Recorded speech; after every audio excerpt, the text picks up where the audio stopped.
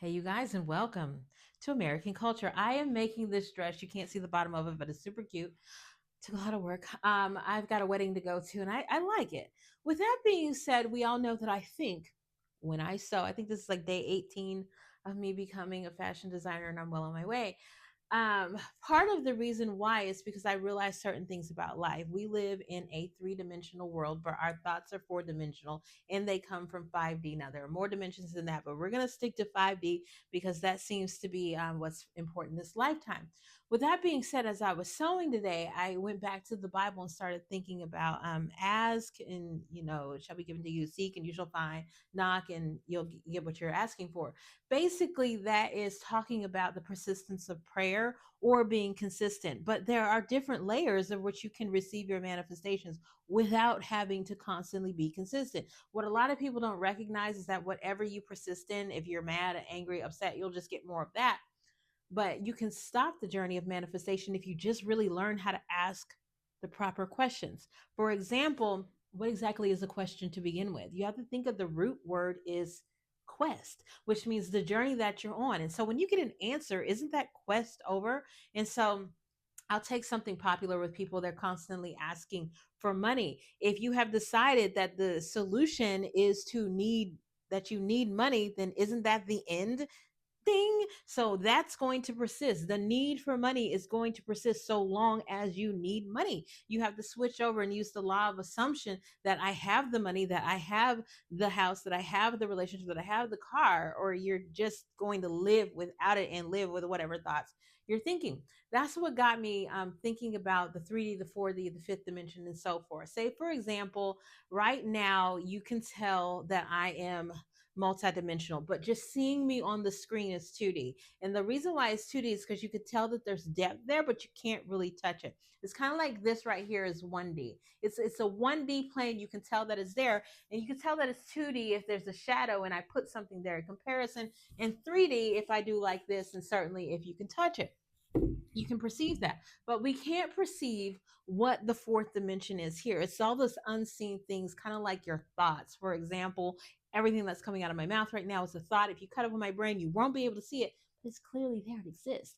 And all of my thoughts come from an even higher plane than that. Where are they coming from? That fifth dimensional, or what we commonly call heaven here. See, this is the reason why I had to stop talking to a lot of Christians, because they're very literal when it comes to the Bible. And the Bible's not literal. It's a cerebral masterpiece. And I love reading it so I can learn about humanity and how I work and things like that. But most people, they gather their information based off of what somebody else has told them. And that person doesn't even know that Jesus isn't even his real name. With that being said, there are the realities of heaven, as above, so below, exist in a different plane. So, without talking about the different versions of you, we're just going to stick to it being 5D. And so, if up there you have $1 million because the money is infinite, especially here you can just print it, then all you have to do is think the right thoughts and then put stuff together in the 3D reality in order for that to happen. In fact, that's all you are as a human. You're a conduit to move things from 5D down to 4D thoughts and then do the work in the 3D to make it happen. And you're supposed to do that by doing love. All of this is fueled by love, with the basis of acceptance and tolerance. But again, all of that is a much more complicated story than I care to go into in the about 5 or so minutes that I plan to do this. With that being said, you guys, it made me really stop and think about, in the beginning, the Garden of Eden, when the snake comes out and tempts Eve with this apple. Again, we all think that that happened. Sure, whatever. I'm not here to argue that.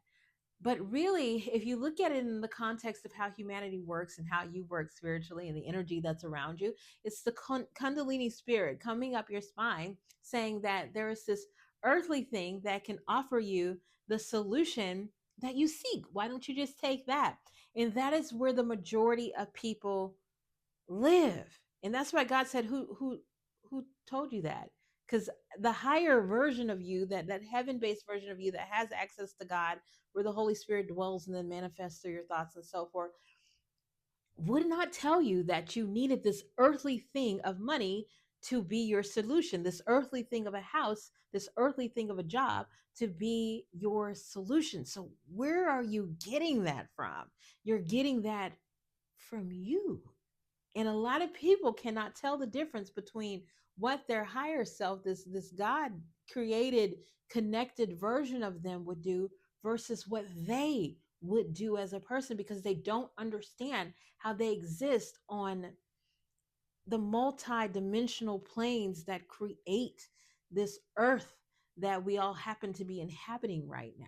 So yeah, I was having some deep thoughts today about life, and bringing forth things, and really just like, oh, okay, well, I have to love and believe in all of the things that I do, because clearly they're coming from a higher space, and I'm well aware of that.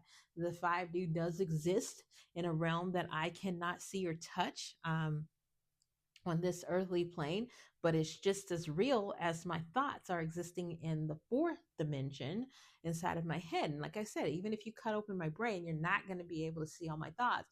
And my only part is to be a conduit to bring it together.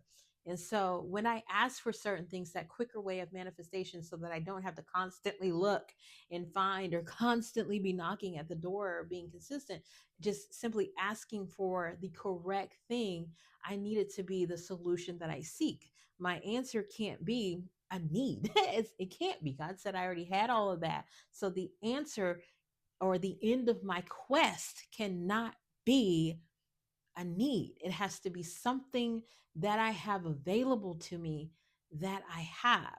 And that will bring forth a lot of things quicker. Again, this all goes back to me saying, oh my gosh, I think I just have to get another sewing machine. If I want to be able to sew where I'm at the majority of the time during the day, why don't I just get another machine? Nobody's stopping me from that. Nobody's going to yell at me if I bring a machine around. In fact, everybody knows why I'm doing this. So uh, I'm not. And so, like, my brain switched the other day from this, the solution is being in need, to the solution is I actually have, therefore I must use, because this thought is coming from a higher place, and I've got to be able to respect that. I've got to quit paying attention to that serpentile energy known as kundalini, that of my own spirit telling me that I need more earthly things, and more earthly things are going to be the solution. No, I have the solution. I've already thought of it in all likelihood, and I've got to give credit to that.